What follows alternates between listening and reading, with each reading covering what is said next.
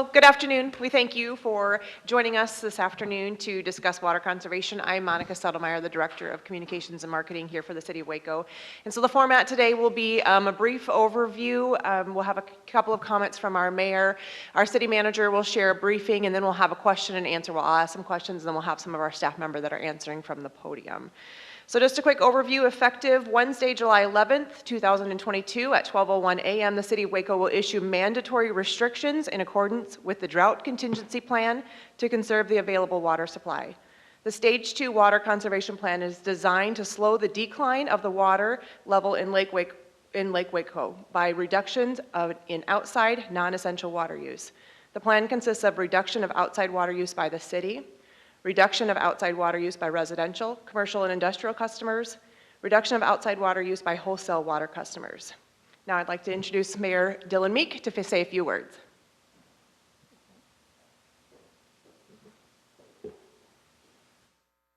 Good afternoon. I just appreciate our press corps being here today. The City of Waco is committed to ensuring that as we go through this process, we are transparent, prudent, and reasonable to protect our water supply. I would be remiss not to acknowledge previous city councils and city staff members who worked diligently to ensure that Waco's water supply is robust and our system is strong. If it hadn't been for their previous leadership, we would have been here a long time ago implementing restrictions just like this. And I also have to thank our current City of Waco staff who has been very thoughtful in their approach to this and again being reasonable and prudent in a balanced way. The City of Waco has a strong water supply, and I think by implementing these measures, we will continue to protect that water supply in a way that is reasonable and also thoughtful for our community. With that, I'm going to turn it over to our city manager, who has a thoughtful presentation for you guys, and I'm really thankful for his work to get us here to this point. Well, thank you all for being here. We do intend, anytime we're in this room, it's a little formal, so we do intend, though, for this to be an informal discussion, answer your questions as members of the media. And so I've got a few slides prepared that I thought would be appropriate to set the set the background of why we're making the moves that we are to go to stage 2. I've worked in collaboration with the City Council on this move, and we really, the City Council, the City Manager's Office, and the public all have a role to play in water conservation. So I want to kind of start with a little primer on our water supply system. Lake Waco holds about 25 billion gallons of water for the City of Waco's use. And that sounds like a lot, but as you're going to hear later on today throughout this discussion, in the days that we've just seen, there's about 100 million gallons that goes out of Lake Waco every day for our use, partly due to evaporation, partly due to you drinking water out of your tap or water in your St. Augustine grass. And so at that amount, 25 billion gallons over the course of a year, you can see that we use quite a bit of it, 12 billion gallons annually usage. About 1 billion of that goes out to other communities throughout the region, our customer cities. And one very important point to highlight is that our usage during the summer goes up about 90% versus our winter averages. And so what you think about your behavior, what changes for you over the course of those months? Well, you're watering outside. You're watering your grass and your flowers. Predominantly, that increased usage, 90%, is going to keep our grass green. And when we're in a drought situation, the first thing that we need to think about is conservation, so that if the drought prolongs longer than we hope, longer than we expect, we'll have water in the coming months and seasons for consumption rather than keeping our grass green. From a peak usage standpoint, we use about 54 million gallons a day. That's our highest level. Last week, I think our highest was in the mid 40 million gallon range. And you heard me say we take about 100 million off of Lake Waco every day. So the balance of that is predominantly evaporation. So if you do the math in your head, you're seeing that we are losing more water to evaporation than we're using for consumption. And that's a function of how hot it is, and cloud cover and humidity factors. So talking about drought real quick, y'all probably know this anecdotally. You see this on the news quite frequently. Probably y'all have reported on it. But the entire Lake Waco drainage basin, which is about 1,600 square miles, by the way, that stretches to our west and northwest predominantly, is within the extreme drought, D3, or exceptional drought status, which is exceptional drought being the worst. So the entire drainage basin is experiencing a drought that is significant and growing by the day. Here's that drainage basin I was telling you about. Predominantly, about 70% of the water that flows into Lake Waco comes in this blue area, the largest portion. That's in the North Bosque River area. About 70% of our water inflow into Waco comes from that area. A small amount comes from Hog Creek, which is in the yellow. 20% comes out of the South and Middle Bosque rivers, and finally a little bit comes through direct precipitation over the lake or in the creeks that surround the lake. And the reason I wanted to highlight a little bit about the North Bosque is that something over the last month or so has happened in that tributary that's somewhat unique, not historically, but certainly unique that we've seen recently, and that's that basically there's no water flowing from the North Bosque into the lake. What you're seeing on this slide here is in the orange is our 60-year average of water flow from the North Bosque into the lake. And then in the blue, you see what's actually happening this year. We've essentially had 6 months of very little water coming into the lake. And that's why the lake levels dropped at this point. We'll show you some data here in a minute, about 9 feet over that time period. Is because the predominant way we get water into that lake is through the North Bosque, and it's just not flowing. And that's because it's not raining.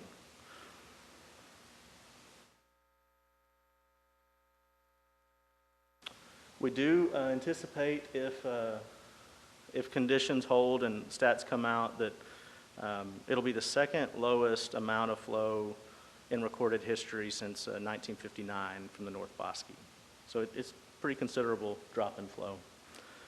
We have, of course, fielded some questions from folks that say, well, you did the Lake Waco pool rise a few years ago. Why isn't there enough water in the lake because of that strategic action you took?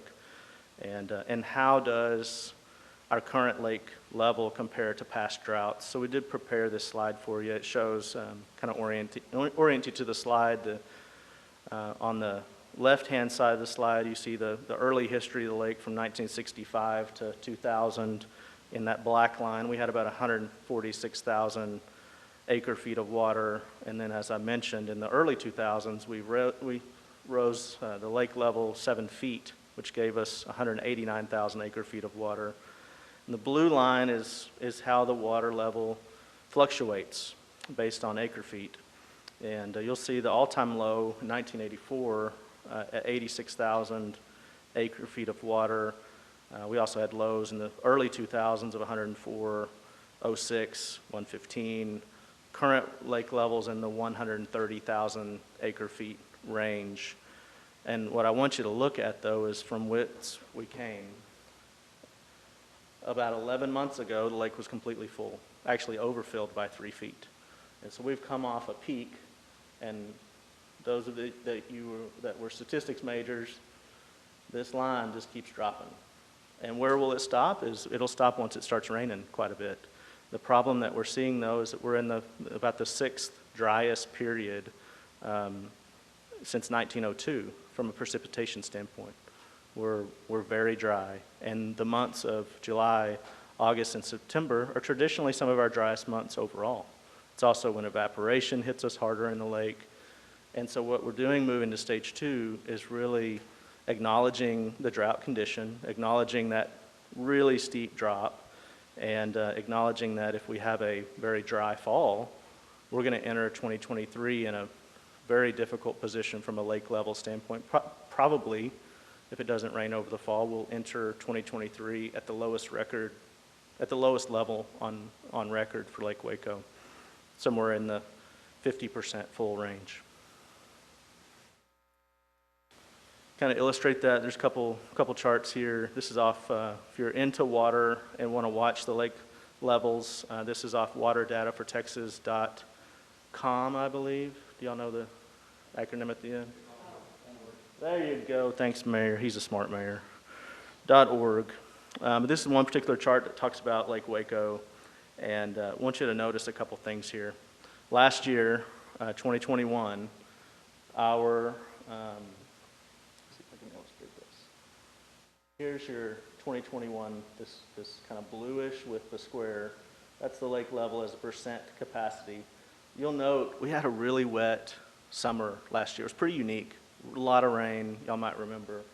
And so we were full all summer, all the way up until September, when effectively, if you look at the monthly precipitation in Waco, it stopped raining.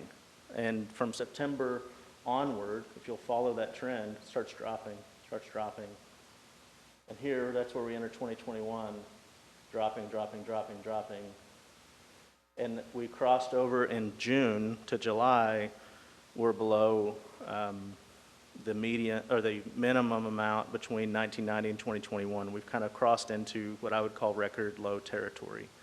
And the slope of that line, again, continuing down in a manner that's worse than the last significant drought we had in 2011, which is shown in that red color. You'll note we're 15 percentage points behind that drought period. And the good thing that happened in 2011 is that we started to have a rebound in those wet October, November months. We had inflow. And so that helped stabilize the lake level here. Again, when we go to a stage 2 conservation effort, we're certainly hoping for a wet fall. That will remedy a lot of this. But if we don't get it, it's going to mean this slope continues down and we enter 2023 off the chart in a much different environment. Said in a different type of chart from USGS, you'll kind of get the perspective here. The dark blue line is actual lake readings. The hashed line is the median lake level that we've seen over its lifetime. When the blue is over the top of that dashed line, we're in kind of a water surplus situation. We're in good shape. That's a good thing. When it's below, and certainly when it's diving like it is here, you see that we are separating ourselves from the median at a very fast pace, and we're in a water shortage situation. And that will be that way unless we end up with a tropical storm or some kind of weather pattern change. We'll continue on that slope, like I said, due to evaporation and usage over the next few months. So, if you're looking for a summary, the lake is low. If you haven't driven out there, you should. Lower than certainly we would like it to be. It's dropped about 9 feet over the last few months. We're sitting under 71% capacity currently, and if you project out our normal usage and normal evaporation, we'll be around 50% by the end of the year. That's why we're making the move to ask for conservation, because we want to conserve as much water as we can in that lake so that when the drought breaks or when we hit the early part of 2023, we've got enough water for consumption. And conservation to us right now at stage 2 means be thoughtful about when you water. And you're going to hear a little more about that from our team. We certainly as a city are doing that as well. As Monica mentioned, we were reducing our usages at city facilities significantly to set a good approach for conservation. Again, you'll hear more about that in a moment. From a precipitation standpoint, it's not pretty. Like I mentioned, it's the 6th driest record, the 6th driest 6-month period that we've ever seen since records started in 1902. Inflow to the lake is less than 5% overall of its 60-year average. We're getting very little inflow from any of the sources we traditionally do. The soil moisture content, you may not have known this, but there's government people that track this. USGS does a great job. They actually have a monitoring station in our region, it's sitting at about 5% of its typical as well. So if we ever do get a big rain in July or August or September, just remember that a lot of that rain is going to get soaked up into the soil first before it releases to Lake Waco. All those stock ponds out in Bosque County that are empty will have to get filled before they contribute to the North Bosque River. So we need significant rain, is my point, to move the needle here. Additionally, it's been real hot. I don't know if you've been outside, but it's the 5th hottest June on record, which is contributing to a very significant evaporation issue in the lake. Plus or minus 60 million gallons a day evaporating from Lake Waco every day. Again, that's more than we pump out of it. So not much that we can do to stop that issue, but certainly something to keep in mind. And then lastly, on drought, I mentioned we're in D3, D4 status, and Climate Prediction Center the United States government indicates we're going to be in drought status at least through September. They issue 90-day outlooks. The current 90-day outlook goes through September and indicates we're going to have higher temps and lower precipitation than traditional. So all those factors are what drove me last week to make the call to move into stage 2. My hope, again, that we can see reduced demands, particularly for outdoor irrigation. Even driving around yesterday around town, you know, it's somewhat disheartening to see people watering their grass at 3 p.m. when it's 107 degrees, both from a conservation standpoint, but also from their perspective, that water is not doing a whole lot of good for their grass and their outdoor landscaping because it's evaporating, and it's in 170-degree temperatures, it creates a problem. In terms of our city water usage, as part of the plan that's online, we're committing to at least a 30% reduction in our overall usage at the city. That includes some moves. For instance, Parks and Recreation, we got our Director of Parks and Rec here today. They're only going to be watering twice a week, which is the same standard as we're asking our citizens to do. We're also reducing our splash pad hours. We didn't want to turn those off given how hot it is. We felt like those are a reprieve for people and entertainment for children. They're also a reprieve from the heat. So we have just limited the number of hours. I think we're saving 36 hours or so a day. Is that right, Jonathan? Of watering based on that reduction, but they'll be available and be open during the heat of the day so that people that either they don't have an air conditioner at home or can't afford to run their air conditioners at times, they'll have a reprieve and be able to go to a splash pad. All right, I'm just looking at my notes here real quick, and a couple things I wanted to highlight. We did get a question. I thought it was a good one, pre-submitted, was there's 4 stages to the water conservation plan, and we went to stage 2. Why not just go to stage 1? Why did you move right to stage 2? And it summarized simply as the manager can make determinations based on the lake level, but also based on the inflows into the lake if you need to go farther than stage 1. And I wanted to remind everyone what stage 1, all it would have done is ask the city to reduce usage. And when we're committed to that, but based on the data and based on the need here, I felt like, and I think the team feels like for sure, that we need conservation from our residents as well. And part of that is we're in a high growth area of Texas. Maybe it wasn't the case 20, 30 years ago, but Waco is experiencing significantly more growth than we have over years past. And many cities in Texas, in those high growth areas, have water restrictions on time of day and day of week built into their water conservation plans already, whether you're in a drought or not. And so I felt it was prudent to go ahead and go to stage 2, and recognizing that water's a commodity, and conservation impacts us all, not just the city. So with that, I think we're ready for Lisa Tyre from Water to come up. She's got a few, or is who's coming? Jonathan's coming. Jonathan Eccles. Sorry, Lisa, about that. Jonathan Eccles is going to come up and address a few of the questions that the media has submitted. And then after he's done, am I right, we're going to take some questions from the audience? All right. Thank y'all. Great, thanks, Bradley. Thank you for those of you who submitted some questions in advance. We're going to work to address some of those. As Bradley had stated, if there's some additionally after that, feel free to have a kind of an open forum for us to discuss. Again, wanting this to be an informal process for us to have a conversation about water conservation. Jonathan Eccles, Public Information Officer for Water, is joining us, and so we thank you, Jonathan, for that. My first question that I have is, with these, with the water conservation plan that we've implemented, how does this impact residential and business customers? Sorry, I'm just going to catch up with you here, sorry. Just to make sure on where you are, where are you on this document? Question 4. Gotcha, okay, apologize. Yeah, so the way that this, I just want to make sure I was looking at the right thing.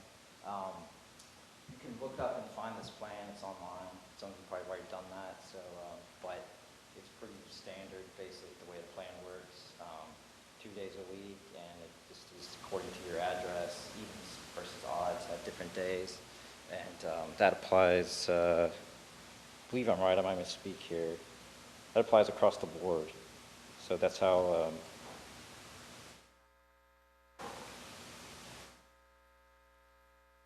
yeah. Is that right? Commercials Monday. Okay, I'm sorry. I knew there was something I was forgetting. Yeah. And then the commercial businesses are Monday and Friday. And then there's, along with that, there's some restrictions on the time that are just logical and make sense. Not allowing water in the middle of the day in the hottest hours. So that's the basic gist of how that works. Jonathan, we received some questions over the weekend after the plan went out in regards to hand watering. Do you want to, how are we handling hand watering? Yeah, there's a, if you look at the plan, in any circumstance, there's a lot of, not a lot, there are always going to be some gray areas that aren't addressed in the plan. And so we've got some of those, and I believe with hand watering, we decided to allow that, at least during this stage. That's one of those things that's not specific addressed in the plan, so we've gotten that question, and I believe we're going to allow that during this stage anyway. And all of these things we're going to continue to look at and determine, what makes sense, especially in these kind of gray areas that aren't specifically addressed.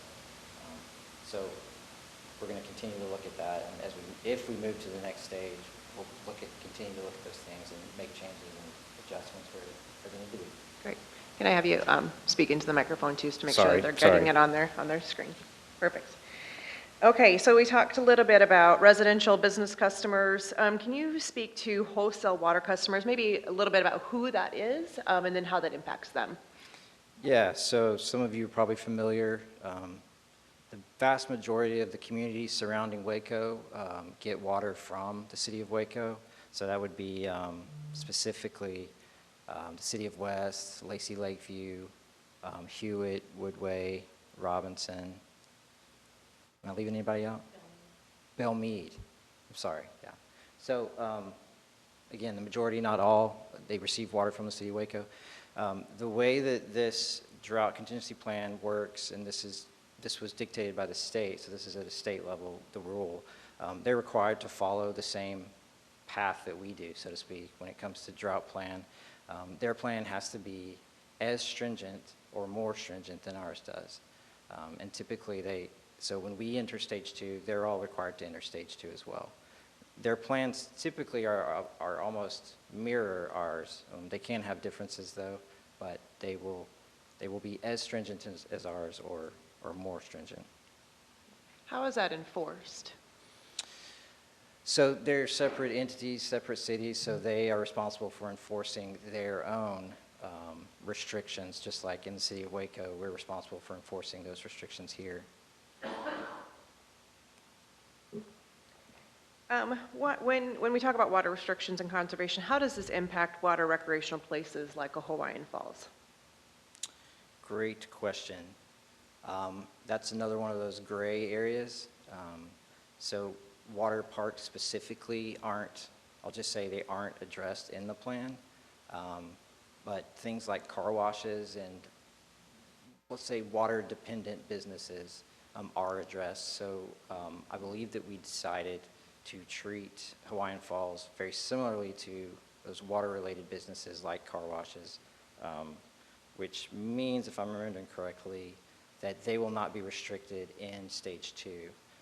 In stage 3, there are some restrictions, but they, depending on if they meet certain criteria, they can continue to operate. And that criteria, you can look it up and see in the plan. I'm not going to go into all of it because it's real technical. But basically, if they're doing some logical things like water reuse and using water wisely, some of those things, they have to meet certain criteria, and they will continue to operate. But in stage 2, they're not restricted. Great. You talked about their water recirculation process, that a lot of the water is recirculated at Hawaiian Falls. Yeah. Well, I may not have mentioned that, but they do. I know that they do. Great. Sorry. Will schools be allowed to water their sports fields? Yeah, my understanding is in stage 2, they will be allowed to continue to water their fields.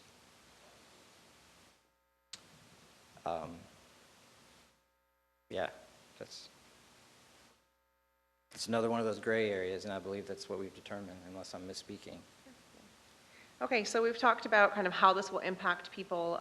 Really the next step is talking about violations and those who don't follow the conservation plan. So how will violators or violations be reported? As you can imagine, our staff will monitor that stuff. And since we have, we have people out in the field, but we also have the new metering system in place. So that makes it a lot easier for us to be able to monitor and track that stuff as well. So we'll be doing that. And then the other thing that always happens is we get reports from people snitching on their neighbors or whatever. So, I mean, we not that we encourage snitching, but we encourage people reporting the things that they see. And that's use when it's not supposed to be done, or overuse, or leaks that they see. So we always encourage citizens to report all of those things when water is being wasted. And so that's the other way that happens.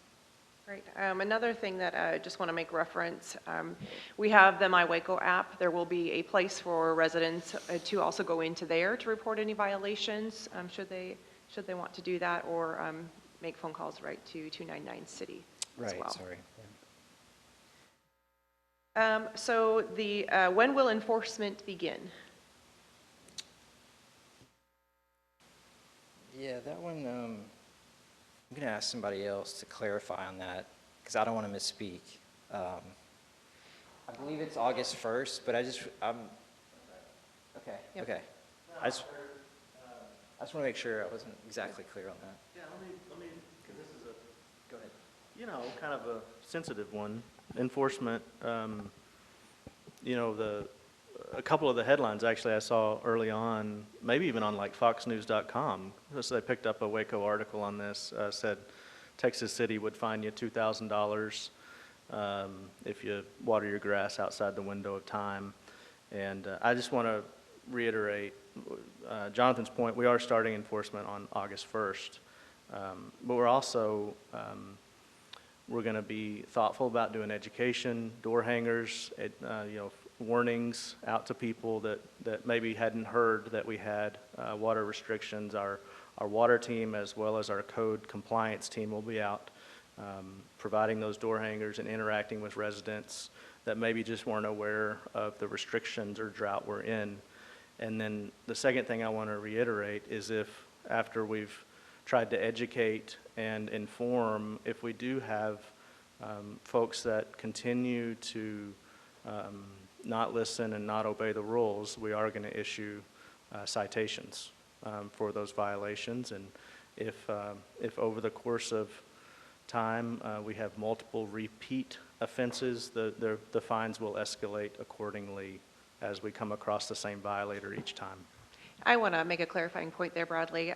If we do have a repeat violator of those citations could actually occur in advance of August 1st. Good point. I'll just say that this will be new, as Bradley was talking about in his presentation, which he did a very good job at. The city's really been blessed, and so there have not been, while other municipalities around the state have yearly restrictions, Waco has not. And so I think for the residents here, this is going to be a new thing. And honestly, it's a new thing for a lot of the city staff too, because this is not something we've historically done. So we've, as Bradley said, we've tried to be really thoughtful and tried to apply things in a logical way and allow for warnings and that sort of thing when it's logical. Sure.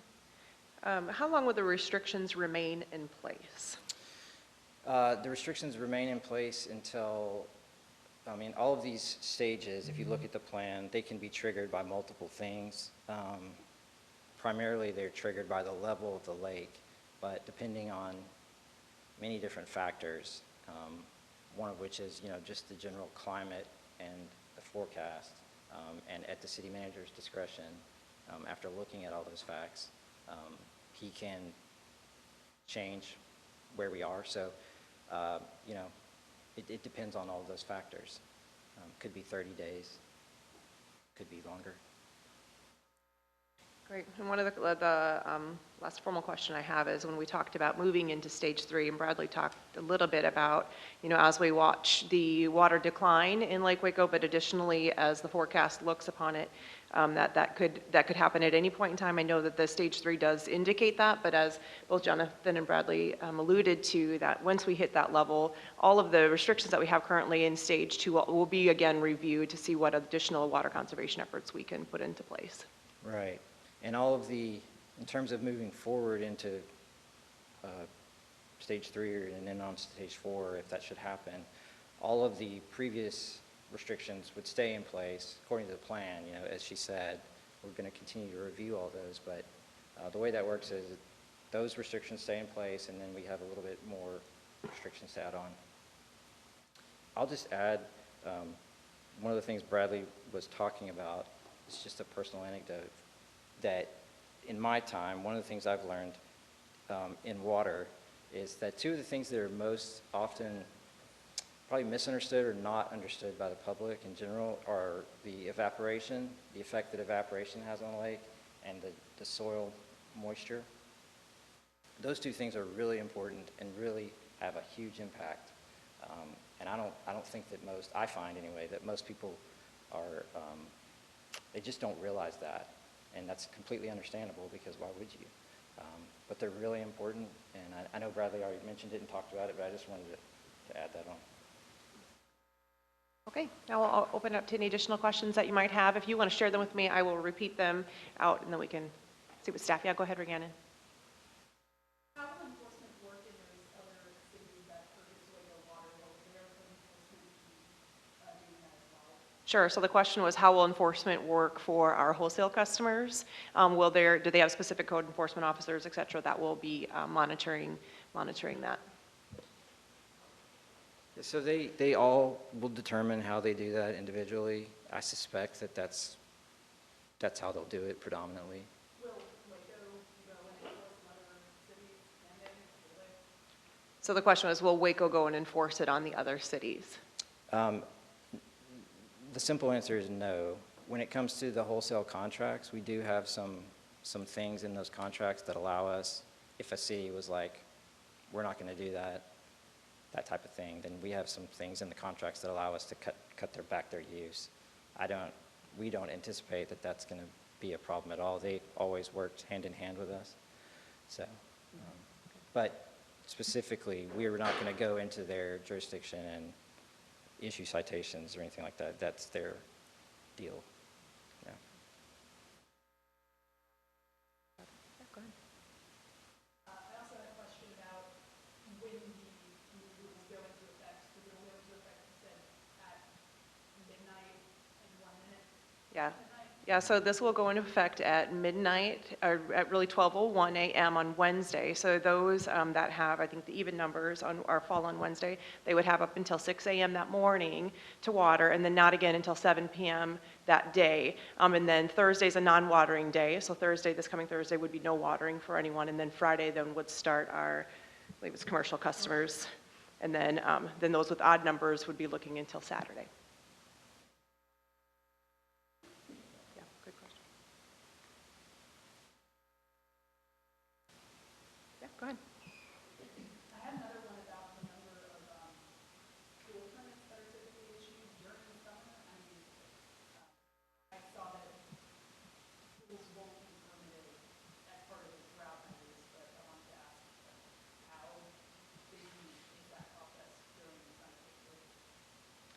So the question was in regards to pool permitting, how that happens throughout the city. Do we have any response on that?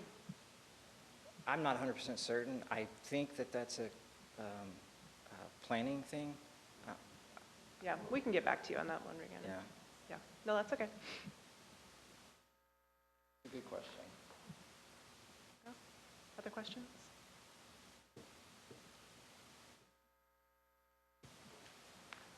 Yeah.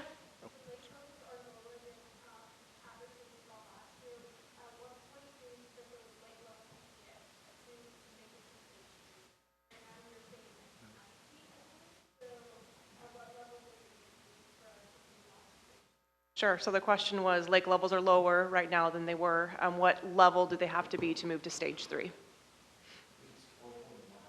Yeah, let me, guess that's the best. So there's two, the plan does dictate the level that which creates that threshold. 448 or 9 is the stage 3 level.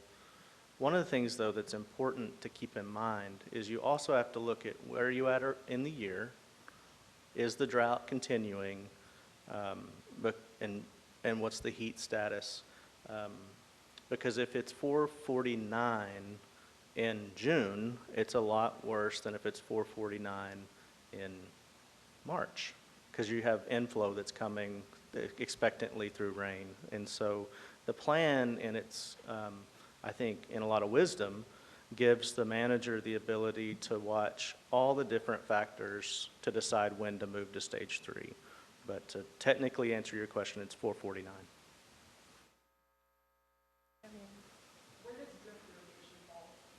Yeah. So the question was in regards to drip irrigation.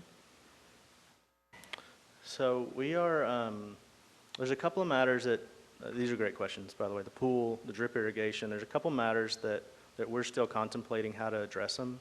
And so what I'd say on those two, the pool and the drip, if you'll just be watching our Waco Water webpage, we're going to upload a FAQ that'll cover those two issues for sure. It'll also cover a couple of things that have been asked about on social media over the last few days related to if you've just installed new grass or trees at a new home. For instance, you can notify water and get a 30-day variance so that you can establish those or continue to establish those vegetation. It'll also cover that we're going to allow hand watering every day of the week and not just the day of the week you're watering, because we recognize that a lot of people are growing vegetables for consumption in their yards, and perhaps they need to hand water those outdoor urban gardens during the week as well.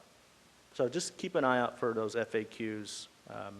We'll be loading those up hopefully as soon as this afternoon, assuming how many more questions we get, but those will be there as a reference for you. Other questions can we help answer?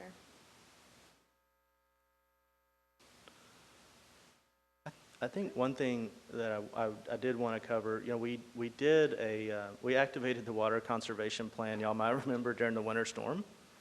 And it was much more urgent and dire. Y'all all did a great job of reporting on that. I do want, though, to distinguish this type of activation at stage 2 is much more of a long-range conservation strategy. We have water in Lake Waco. We have the ability to supply hospitals, nursing homes, your homes with water.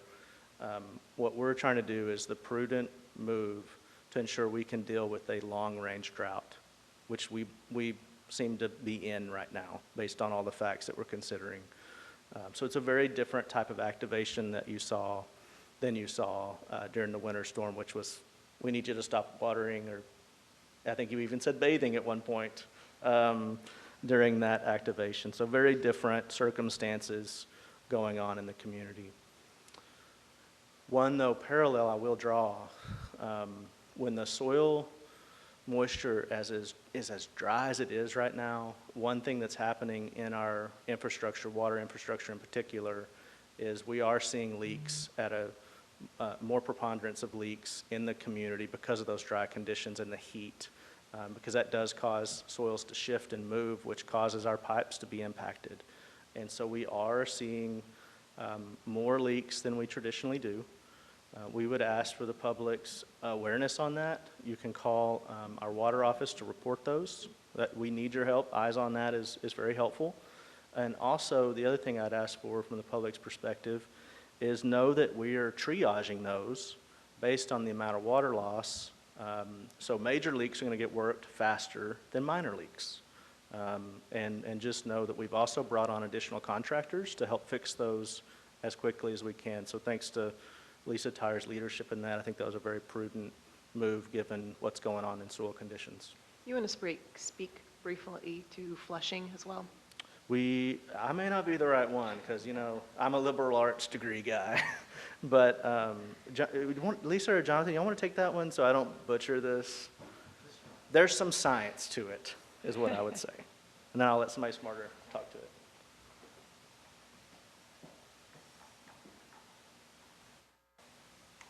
So I also have a liberal arts degree, so I'm going to speak on this. But so we flush to keep a chlorine residual, the disinfectant that we use in the water. And the hotter it gets, the less, probably not the right word, but that residual does not last as long, which requires us to flush more than normal.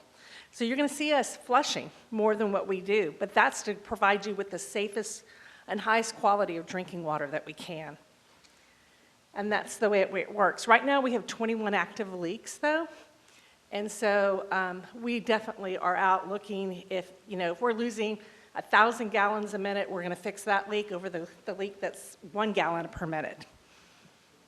I would just add, we don't have a choice on those. On the Yeah. We're required by the state to maintain a certain level of chlorine in water, and the heat destroys that. Heat does a lot of bad things, but one of the things it does, it makes it hard to treat water because it won't maintain that residual. So we're required by the state to do that flushing in a lot of areas where we have those problems. So people often misunderstand that too. And they're like, why are you? And I understand because it looks bad when you're saying don't use water and then you see a pipe just shooting water out. But that's the deal. Yep. For those that didn't catch that, Jonathan said we're required by the state to do flushing, that there's a certain level that we need to do to maintain the levels of chlorine in the water. So if you do see water shooting out of a pipe, it's because there's a piece of it that contains our water and keeps it healthy for us, but also it's a part of a requirement. And it's usually a fire hydrant where you see that. So.